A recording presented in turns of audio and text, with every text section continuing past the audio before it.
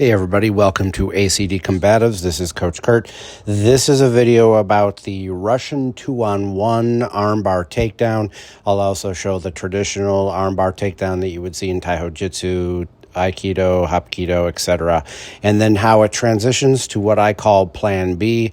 It is entering throw number 1 in my system. We have many throws and takedowns in my system, but this is the first one of the very first I teach, and this is it, but stay tuned and you will see me teaching it in class. But quickly, this is entering throw number 1. If you have a background in Aikido or Hapkido, you think of it as a Rimi Nage. It's a similar variation, same concepts where you're taking the kazushi by entering the center line. I also have an entering throw number 2 and 3.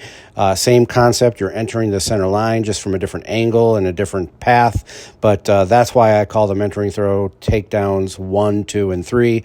But this video, again, will showcase the first one in the series and how I like to tie it in with the armbar takedown.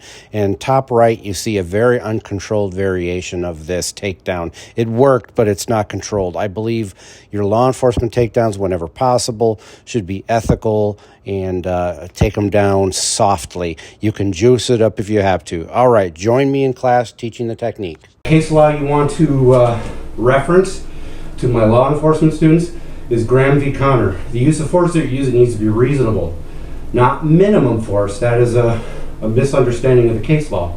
Graham v. Connor, Supreme Court, you want reasonable force. This is very reasonable. Now what happens is a lot of times they'll pull away. Get down, get down, get down. You can go knee on the back, get into a handcuffing position, and it will stop from here. Later on, I'll teach how to get his hands behind his back reasonably for handcuffing. What is taught in the academy and what is different from what I just showed? Most cops in the academy, I'm a black belt in Hapkido, so I totally get this technique. I've used it on the street where it's down, down, down, down, down. Totally understandable, but what happens, the average police officer gets 4 to 12 hours a year in control tactics, and they end up trying to muscle the guy down. He's not gonna resist. It's not gonna happen. Scrap that technique. Using the same concepts, excuse me, getting some sweat on my glasses. Using the same concepts of leverage from this variation, we're gonna use the Russian 2-on-1 like this, or what I prefer, the modified version. Notice how my elbow is not flaring out. I bring it in because it's very conducive to this. I'm walking and all of a sudden he pulls away. I suck in, controlling the elbow, controlling the shoulder with my head on his shoulder. I'm sorry, controlling his shoulder and upper body with my head on his shoulder, and I'm bending over. Get down. Now I'm controlling the joint. I'm putting my knee on the lower back. Nowhere near the neck. You should never be putting your knees on anybody's neck. And I'm sliding into a rear mount. Another class will teach you how to handcuff from here and what happens if he starts bucking up using his waist. I'm not going to throw too much at you at once. So again, using the exact same concept, instead of that, the average officer is going to be much easier to understand and learn if he sucks it in. The important aspect of this technique is sucking it in. That's one thing people forget to do. Controlling the arm, using my head as a third point of contact, and then it's as simple as bringing your legs down and bending over at the same time. Get down, get down, get down, using voice commands. And that is pretty much it. I am going to throw at you one other variation. What happens if they don't pull away straight arm, but if they curl in? I get this all the time where they just curl the arm in. I call this Plan B. He curls the arm in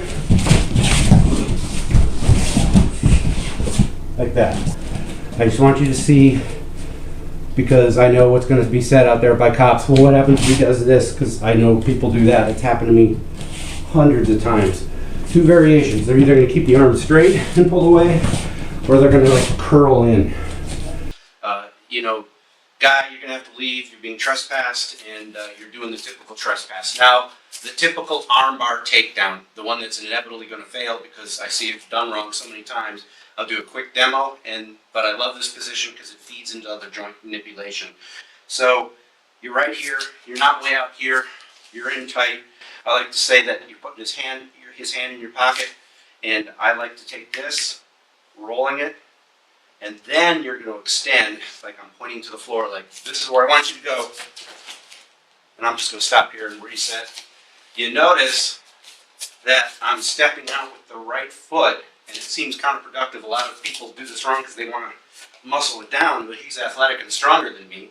Then, you know, he's going to, yeah, even if he isn't, even if we're, you know, close in strength, if he doesn't want to go down, he's not just going to stand there and resist. He's going to hurt me. So here, it's a quick roll. See how I just bumped him down? And then I step with the outside, not the inside, because if I step with the inside, the wrestler or grappler is going to just mess your day up. And you've just given him a Christmas present. So here, and I'll just take it all the way to the ground. Get on the ground, get on the ground, get on the ground. Like here, I can do the reverse mount that I like so much, which is very different from how we taught it in the future or in the past. But inevitably, I'm going to start here, and he's going to bench curl in like this. And I call this Plan B. It's an entering throw in my system. When I'm here, it curls in. I pop up to the chin. It's not a strike. It's just a maneuver. And see how I'm kind of moving his head? And then this hand is going to go to small to back. So we'll do it from multiple angles. He curls in. Boom. Grab the wrist. Get on your back. Get on or on your stomach. We'll do that here, okay? Yep. Do that from a couple different angles. From here, curls in, boom. I just go with them, see close, here, and again small to back. On the ground, see how I control him down?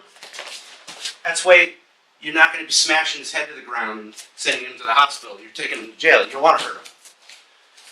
Another variation is instead of the hand on chin, I like it because I'm usually smaller than the other guy. You can do the Steven Seagal method where you're just using the arm and it's just this. Okay, so another variation from this is I love the Russian 2-on-1. You can stay here or you can do traditional, but here I like to get that head in. Let's back up so they can see it on video. And then I just bend over, get down, get down, get down, get down, get down. And then I can put my knee on the back or small the back where I like it, you know, giving voice commands. Again, guys, be careful with your partners. Guys, this is just a demo video, and then we'll do part 2, part 3, and break down the individual. Is there anything you want to throw in?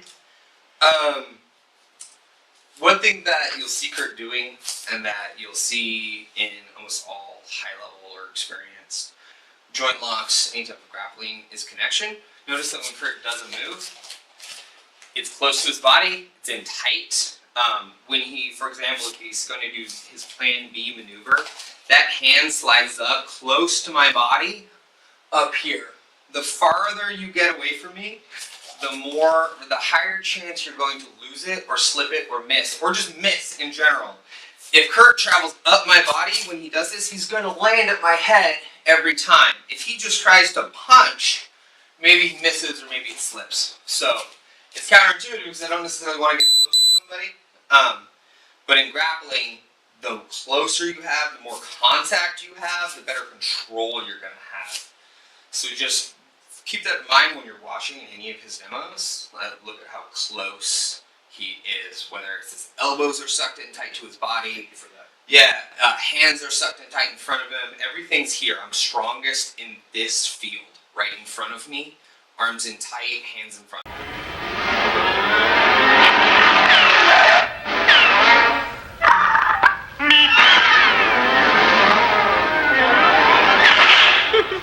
That would never happen. Well, no, Buff, that's why they call them cartoons, not documentaries. Let's roll. Hey, let's be careful.